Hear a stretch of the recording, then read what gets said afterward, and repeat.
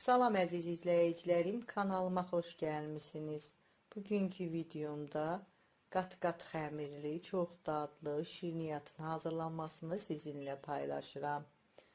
İçlikli, qozlu, almalı, üstü xırçıltılı, çay süfrəsinə yaraşan çox ləzzətli bir şirniyyatdır. İndi keçək hazırlanma qaydasına.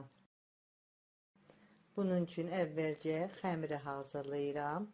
Xəmir üçün ərzaq qabına əvvəlcə 2 stəkan ilıq su əlavə edirəm. Üzərinə yarım çay qaşığı duz əlavə edib, duz əriyənə qədər qarışdırıram. 2 ədəd yumurta sındırmışam. Yumurtaların birinin sarısını götürüb kənara qoyuram.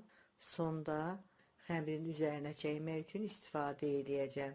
Bir bütük ağlı sarılı, bir də bir yumurtanın ağını qaba əlavə edib qarışdırıram. Qarışdırandan sonra götürdüyüm unu hissə-hissə əlavə edirəm. Əvvəlcə biraz qarışdırıram.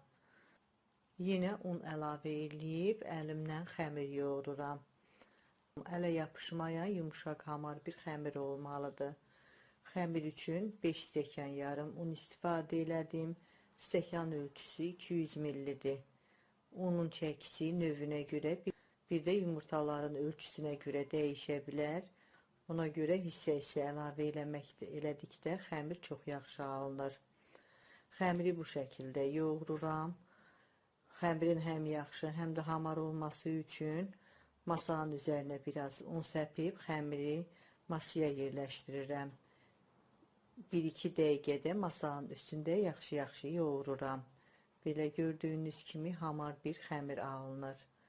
Xəmiri yoğurandan sonra bıçaqla 2 bərabər hissəyə bölürəm.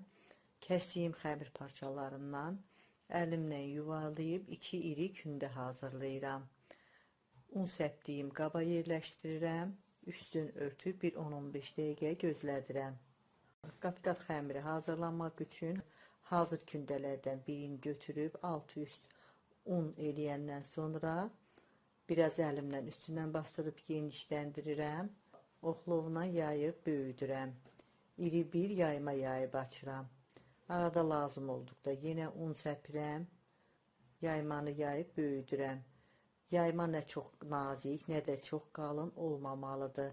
Əgər çox nazik olarsa, onda yağı çəkəndə yayma cırıla bilər. Ona görə də 3-4 mm qalınlığında yayma yayıb açıram. Yaymanın üzərini yağlamaq üçün kərə yağı götürmüşəm. Yağı öncədən soyuducudan çıxartmışam. Yağ belə yumuşaq olmalıdır ki, yaymanın üstünə çox rahatlıqla yaymaq olsun.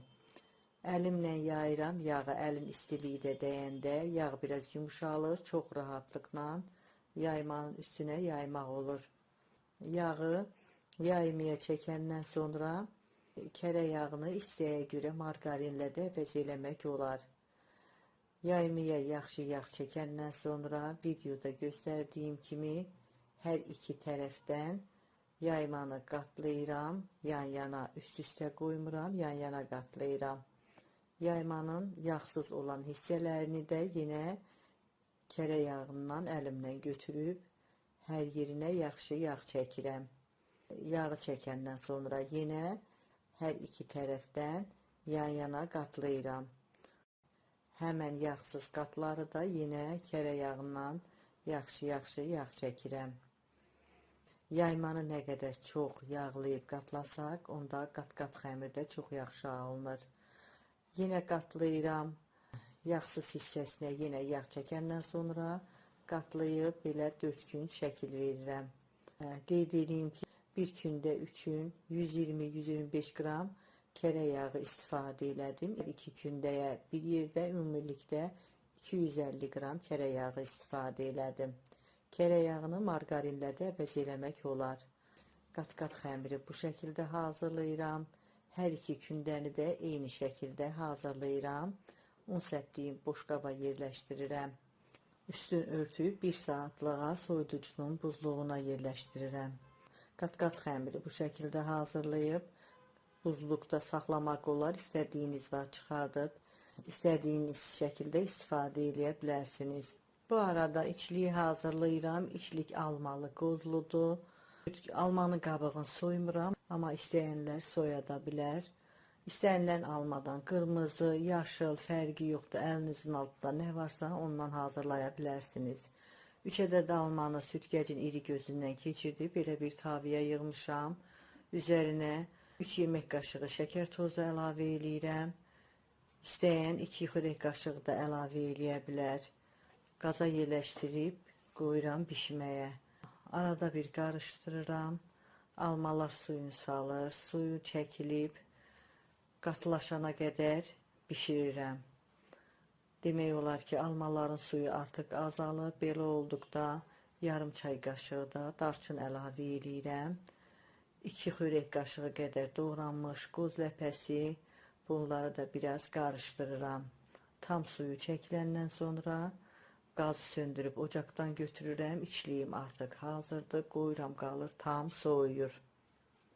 Hazırladığım qat-qat xəmirdən birini götürüb alt üstünü un səpəndən sonra oxlovla böyüdürəm. Yağlı xəmir artıq bərkiyib, ona görə əvvəlcə biraz yaymaq çətin olur. Oxlovla üstündən bastırıb genişləndirirəm. Sonra hər tərəfə yayaraq dörtkünc şəkildə yaymanı açıb böyüdürəm. Kənarları düz olsun deyə xəmir kəsəndən kənarlarını düzəldirəm. Düzəldəndən sonra doğrayıram. Qat-qat xəmiri belə yayıb böyüdəndən sonra istəyə görə şirniyyat hazırlamaq olar. Ətli, pendirli, börək də hazırlamaq olar. Çox yaxşı alınır. Mən bugün hazırladığım qat-qat xəmirin birindən şirniyyat hazırlayacağım. Digərini soyuducuya yerləşdirmişəm. Onu da börək hazırlayıb sizinlə yenə paylaşacağım. Xəmir kəsəndən 16 bərabər hissəyə bölürəm. Hazırladığım almalı qozlu içlikdən xəmirin ortasına bir dolu çay qaşığı əlavə eləyirəm. İçliyi əlavə eləyib qutarandan sonra xəmirin hər iki ucundan videoda göstərdiyim kimi gətirib bir-birinə yapışdırıram. Yapışdırandan sonra kənarlarını əlimlə sıxıb bərkidirəm. Hamısını eyni şəkildə hazırlayıram. İstifadə elədiyim ərzaqların ölçülərini videomun açıqlama bölümündə qeyd eləmişəm. Oradan da baxıb faydalana bilərsiniz. Hamısını bu şəkildə hazırlayandan sonra yağlı kağız sərdiyim formaya düzürəm. Ayırmış olduğum yumurta sarısına bir çay qaşığı da bitki yağı əlavə edib qarışdırıram. Yumurtalı qarışımdan xəmirin üstünə çəkirəm. Hamısının üstünə yaxşı-yaxşı yumurta sarısı çəkirəm. Bu şəkildə də hazırlayıb sobada bişirmək olar. Amma nəzərə alsaq ki, xəmirə şəkər vurulmayıb. Ona görə yumurta sarısını çəkəndən sonra üzərinə az miqdarda şəkər tozu səpirəm. Daha gözəl və dadlı olması üçün sütgəcin iri gözündən keçirdiyim qoz ləpəsindən üzərinə səpirəm hamısının. Öncədən qızdırdığım 180 dərəcəlik sobada 20-25 dəqiqə üstü qızarana kimi bişirirəm.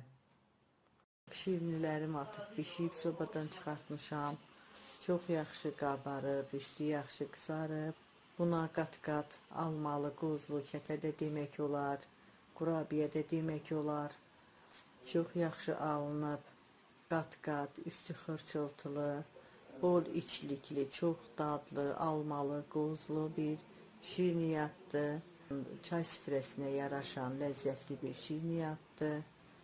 Qat-qat xəmiri hazırlayıb, istənilən içliklə, istər şirniyyat, istərsə də fərqli içliklərlə, qiyməli, pendirli içliklərlə də börək hazırlamaq olar. Siz də hazırlayın, hazırlayacaq olan hər kəsə öncədən nuş olsun deyirəm. Videomu izlədiyiniz üçünsə öz təşəkkürümü bildirirəm. Videomuzu bəyənməyi, əgər abunə deyilsinizsə abunə olmağı unutmayın.